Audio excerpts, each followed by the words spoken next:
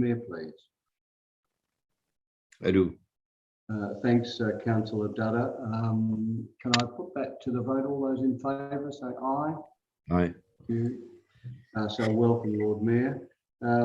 The confirmation, first item, confirmation of the minutes of this committee held on the 25th of March 2021. Someone can move that to Alderman Sexton. Put those to the vote. All those in favour of accepting those minutes? Aye. Thank you. That's accepted. There are no supplementary items.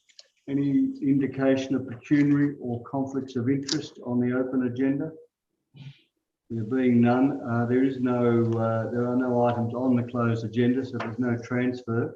I'll move to the substantive part of the meeting, 6.1, which is the COVID-19 Economic Response and Recovery Framework and Action Plan, and the General Economic Development Update. I'm going to ask Marissa McCarthy and Sam Skillen to address the meeting. And before we do that, an awful lot of work has been done to compile a report and to keep this function going during a most uncertain time. So if we don't remember, thank you very much to both of you and your team for the work you've done. Welcome, Alderman Zuko. Thank you. If you'd like to present to the committee, thank you, Marissa and Sam. Thank you, Chair and everyone. Next slide, please, Craig. Okay, so just a brief outline of what we'll run through with you today. We're going to give you a brief overview of progress on all projects in the Economic Recovery Plan. And we'll focus after that on a few example projects coming from the Economic Development Engagement and Strategy Unit. And then we'll provide an overview of additional work happening in our area. So next slide, please. Okay, so here's a summary of the Economic Recovery Action Plan. And we have 29 projects, 7 of which have been completed since the plan was endorsed in December of 2020. These projects come across from across the organization from all divisions. And we'll give a brief update on each. We've got a couple of sentences for each project that we'll just show you on the slides coming up. So we'll just pause at each slide to give you a chance to take it in if you like, and then we can visit anything specific at the end. So because this update is coming from divisions across council, it was current at the time of writing, but things are happening quite quickly. So I've seen that even a few things have moved on since we wrote the report. So the tables can also be found in the report itself if you want to take a closer look. So next slide, please. We have the 29 projects under 4 initiatives. So initiative 1, learning what people need. You can see our update here. So we've got 5 projects under this initiative, which focuses primarily on research and engagement.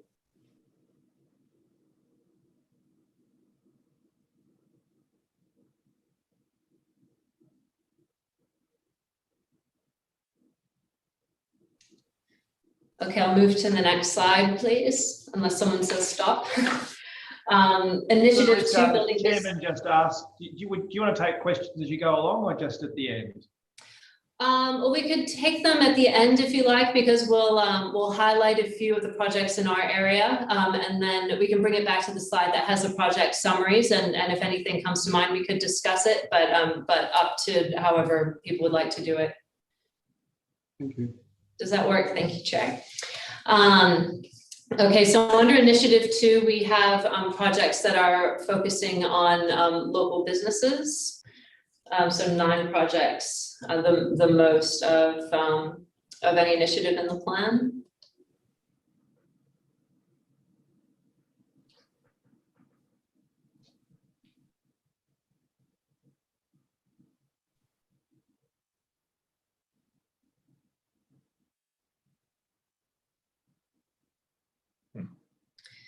Okay, we'll move to the next slides.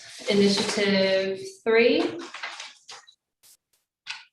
building community economic resilience. So these are projects that focus on Hobart communities, so people as individuals and families, and their participation in the economic life of the city.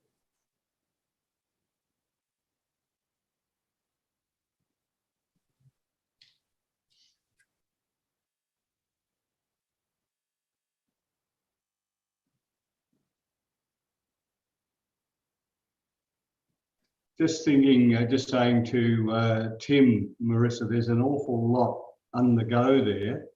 I'm wondering, have you got prioritisation in place, and are you equipped resource-wise to keep all these various projects underway? So all of these projects are currently happening, and when we were making this plan, we wanted to focus on, especially for this first version of the plan, we wanted to focus on the work that was being undertaken across the organization through the needs that they had identified. So we didn't need to seek an additional pool of funding for the suite of projects overall, but different people through their units and divisions advocated for funding for their particular projects. And so this plan isn't taking ownership of those projects, but rather capturing them in the one place so that we can communicate about the recovery effort overall. But it's in those areas where they've done that sort of strong advocacy work for funding. And we'll undertake a similar process to make the second version of the plan, which we're due to complete mid this year. So over the next few months. Okay. So initiative 4, we'll move to the next slide. Okay, so this is responsive local government. So these are projects focusing on the services that we as the city of Hobart provide. And also just maintaining the city's sort of core services and financial sustainability.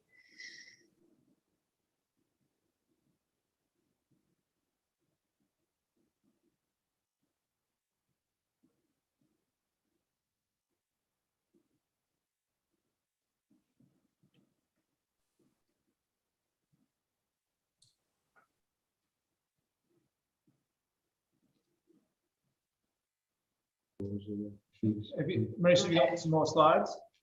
No, so that's all for the update, but the sort of general update across the plan, and then we're going to move into a couple of specific case studies coming from the economic development team.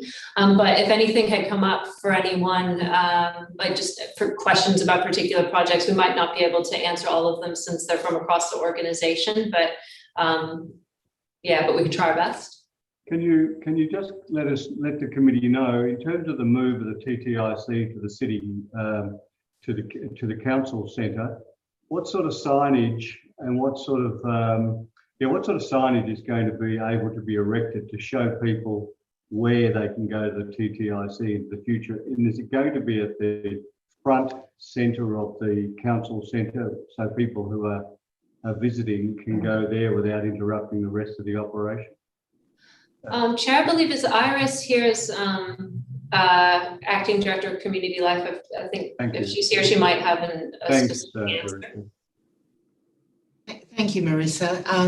Chair, the yellow eye signage that's currently visible on our roadways is probably correctly placed to continue to navigate drivers through to the travel centre.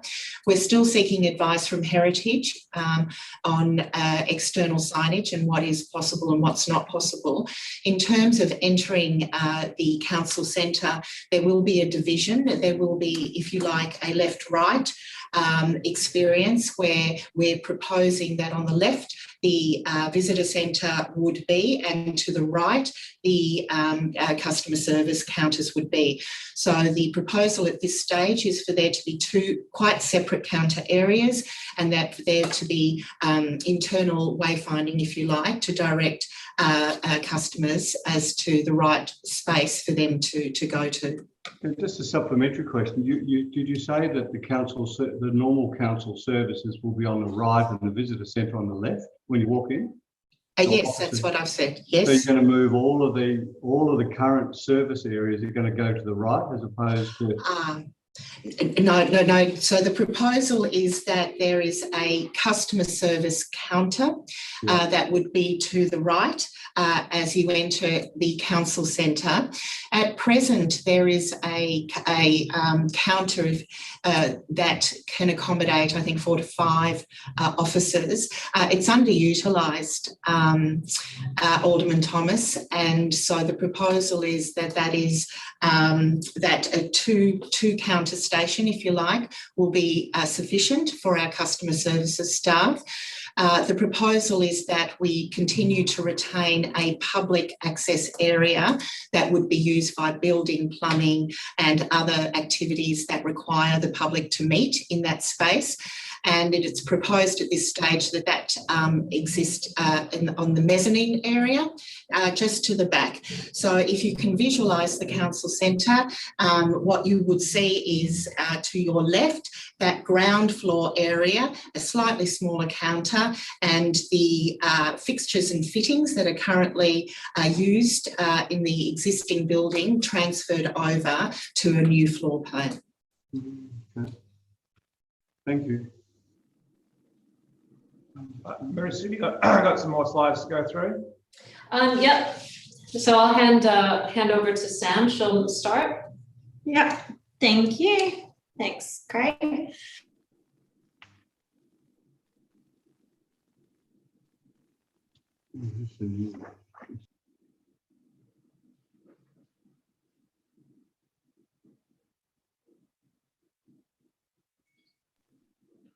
Yeah, you're right, Sam. Keep going.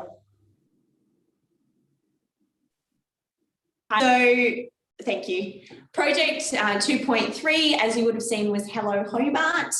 And in particular, of course, was our Passport to Hobart program, which of course is on the agenda in this same committee meeting. And as elected members will be aware, was our summer marketing program, a loyalty program for food and beverage venues.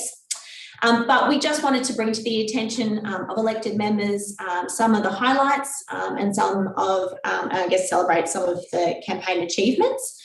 So if you could just go to the next slide, please. So we did launch the campaign on the 7th of January. We were expected to end the campaign on the 7th of February. However, partway through the campaign, we noticed that there were quite a number of allocated welcome vouchers that were yet to be redeemed.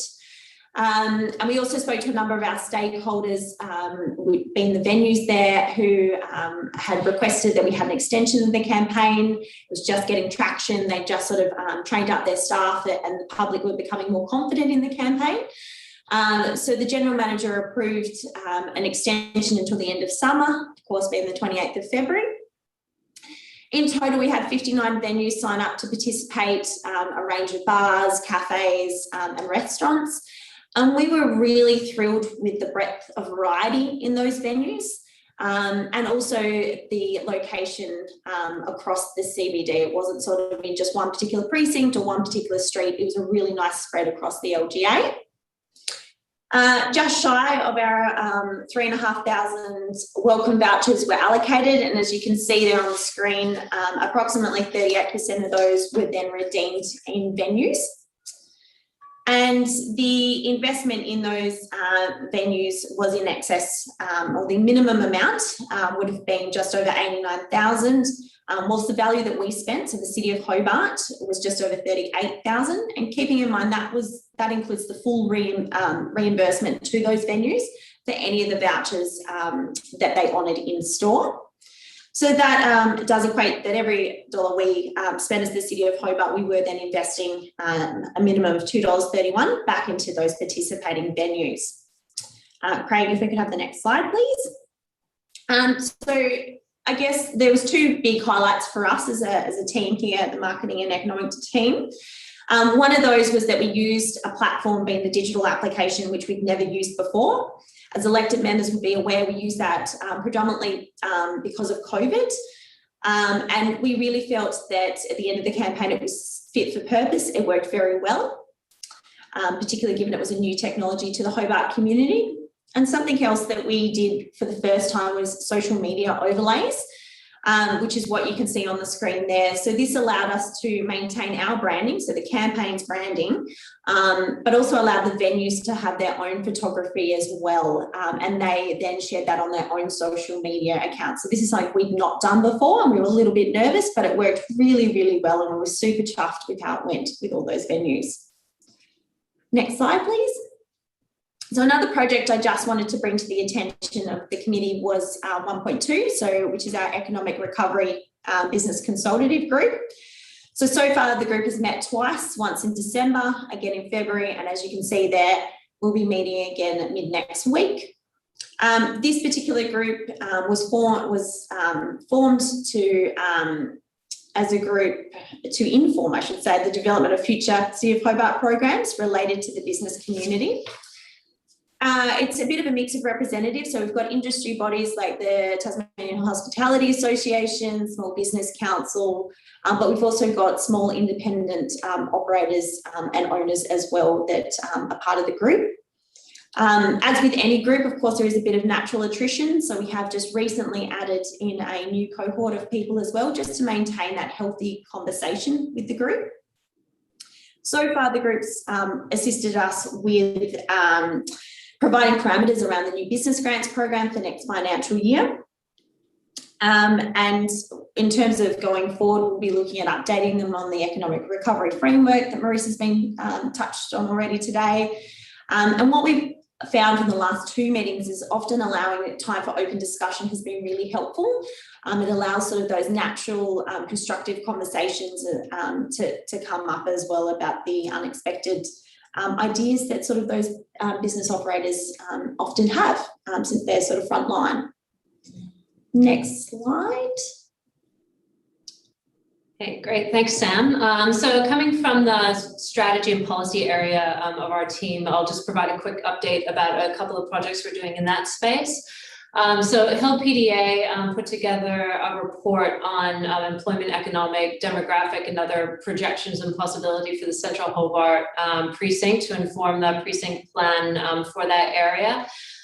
So we're working with city planning to update that report to reflect the impacts of COVID-19, and the scope has been expanded to include all of Hobart LGA. So they're looking at impacts of the pandemic on Tasmania, on Hobart LGA, and future projections based on possible recovery scenarios. They're due to complete that work at the end of the month, but we're seeing even as they're undertaking the work, things are still evolving so quickly. So we're trying to learn as much as we can, given the sort of like the quickly changing environment. For example, new data being released by the ABS all the time that they could be learning from. That work is being undertaken at the moment and should be able to inform people working across the organization in those areas. Next slide, please. Project 4.6 Economic Development Strategy. It's another one we have in the pipeline, and I'm really excited about this one at the moment because of the research support that we've gotten for this project. So given that the pandemic is still underway and anything could happen at any moment, but so far so good in terms of impacts for Tasmania relative to other places, we're trying to manage sort of response and recovery thinking at the same time that we're thinking to the medium and longer term about how can we as a City of Hobart help to position the Hobart economy for the future. So we have 2 interns from the Tasmanian School of Business and Economics and one from the Master Planning Program, putting together an issues paper highlighting key topics that we could consider for an economic development strategy. So we've done our most specific work to date in the kind of local business space. So we're looking to expand the scope a bit to think about how economic development can consider social and other factors for a more broadly flourishing economy. So those are just a couple of examples there in terms of the areas that they're looking into. Demographic trends such as an aging population, what might that mean? Also looking at environmental impacts and, for example, what might happen if quote unquote climate refugees move to Tasmania, and opportunities in the energy economy, that sort of thing. So they're due to complete their report in very early June, so at the end of their semester, and work on the strategy itself will continue through this year. Next slide, please. Thanks, Marissa. So just to finish up, we just wanted to touch on a few of the economic development programs that we've been working on in the background, and just update elected members on that. So one of them being the Antarctic sector programs. So officers are regularly connecting with our colleagues at the Australian Antarctic Division, State Growth and the Tasmanian Polar Network. And in terms of 2021, we can look forward to the new arrival of the icebreaker, the Nuyina. I believe I've pronounced that correctly. So we're looking forward to a series of events to celebrate its arrival. So that will likely include a Lord Mayor's reception. We will light our city assets blue. We will encourage fellow businesses and roads around the waterfront to also light blue. So that's certainly something to look forward to this year.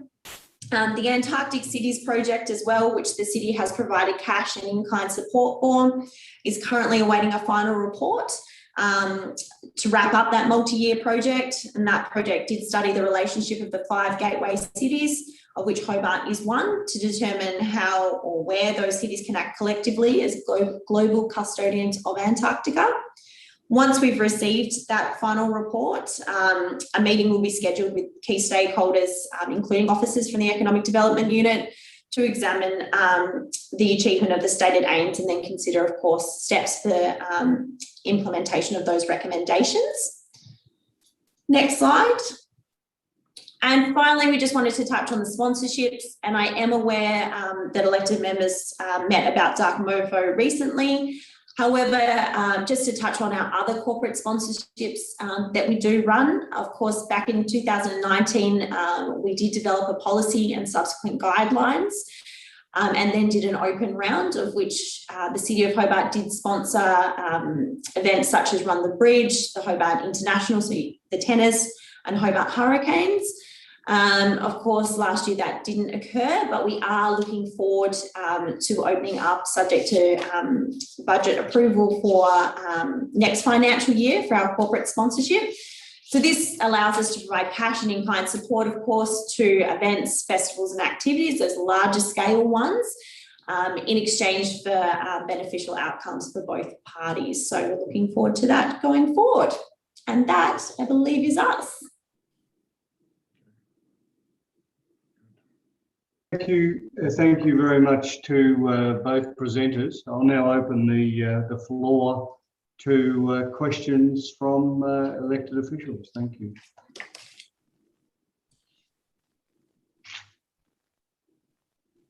Any questions, Alderman Zurko? Thank you. Alderman Sexton? No, thanks. Thank you. Councillor Dutta? No, thanks, but I want to commend the officers for their work that they've done in the report. Thank you so much. Thank you. And Lord Mayor? Thank you. Then the Chairman, I'm happy to move the recommendation. Thank you, Alderman Sexton. I'll put that to the vote. Any all those in favour say aye. Aye. Right. Thank you. That issue is passed. I'll go to 6.2, which we've partly had a briefing on. I'll open that item for consideration by the committee. Happy to move the recommendation again, Chairman. Thank you, Alderman Sexton. Sam, is there anything you'd like to add through the directors? Anything you'd like to add to your earlier presentation? Through you, Chair, no, unless any elected members had any particular questions about the campaign, I'm happy to certainly take them. Just in relation to the survey work, were you comfortable with the rate of the survey response and with the items that you, the communication and basically the survey itself? Were there learnings that you had from the survey if we were going to have it again, and would you at an officer level consider it's worth doing this again either in winter or summer this year? Thank you. Through you, Chair. So certainly the survey, unfortunately, it's one of those things, surveys never work overly well. I'll be really honest with you, particularly with business owners who are very time poor. That being said, I'm certainly happy with the results that we got. And a lot of that feedback I got was anecdotal. So through those conversations I had directly with stakeholders, so with those business owners when I was out and about, touching base with them throughout the campaign.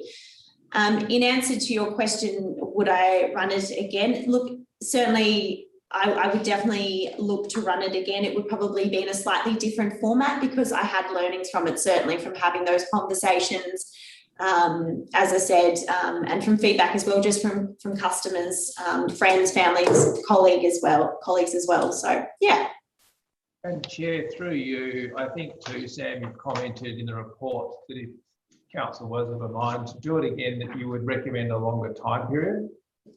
Correct, yes. Thank you. Any other questions from the committee? That being the case, is someone prepared to, Alderman Sexton's already moved that. I'll put that to the vote. All those in favour say aye. Aye.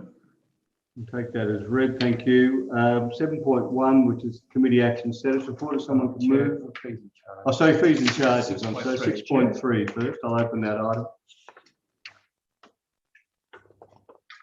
Move the recommendation, Chairman. Thank you, Alderman Sexton. Questions from the floor, please. All right, there being none, I'll put the recommendation 3.1. All those in favour say aye. Aye. Against? That's carried. Thank you. I'll now move to 7.1, committee action status report. Someone could move, please. Yeah, move, receive and noted. Thank you, Councillor Dutta. I'll put that to the vote. All those in favour? Aye. Thank you. Just before we go to questions on notice, I invite, I particularly found difficulties in today's Zoom session for the original briefing, and it would have caused me a problem for the 4:30 meeting. So I came in to be here and physically. I've spoken with Alderman Zuko. Alderman Zuko's got a motion. Yes, Chair, I think it's only appropriate that this committee goes back into live meetings. I also believe all our briefings now and our general meetings and that should go into live meetings. If we can have workshops live, I think we can have all our meetings live. And I move that the economic division meeting and all meetings go into live mode.